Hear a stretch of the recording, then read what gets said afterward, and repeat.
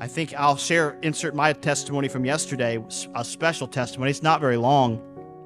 We're out knocking doors, and I knock on this door, and there's this lady, probably in 40s or whatever, and she's about this high, and she's wearing a yellow, bright yellow, looks like maybe some kind of an African or a tribe dress, and ivory necklace, decked out.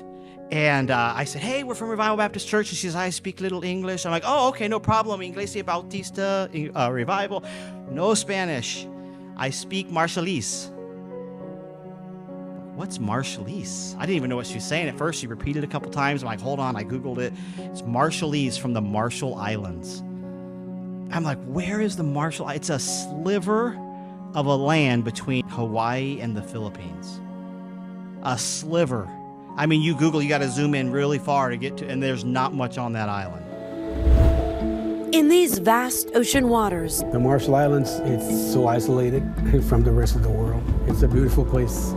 We've traveled here to the Marshall Islands to see a nation on the brink of extinction. The most extreme predictions say that as soon as 2030, sea level rise could make this place uninhabitable.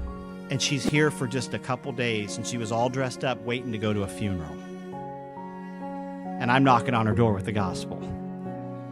And she says, she was very polite, and I could see she was very touched and moved by the funeral. It was her aunt. She loved her. She was just there. Not been to the States before. She's not coming back to the States. I'm not planning on going to the Marshall Islands. And I said, I just, trying to show her, if I could show her how she could be saved. And she says, I don't have time. I'd love to know. I don't have time. And I remember getting ready to retreat, and I just remember, plead with them earnestly, plead with them gently. And I looked at her, I said, ma'am, I'm never going to see you again. Could you just make 10 minutes? And a tear comes down her face. She says, I can have 10 minutes. And she bowed her head and got saved, long story short. From the Marshall Islands.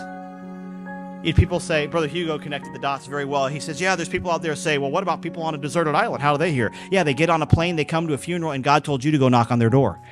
That's how you reach the world with the gospel. Let me tell you something. If the church is asleep, these people will come, they'll go, they'll come, they'll go, and no one is knocking on their door. No one is preaching the gospel. But I tell you, a church who remembers what it was like to not be saved and that's planted on a foundation, they're going to be awake and they're going to be preaching the gospel. We ought to remember that rock.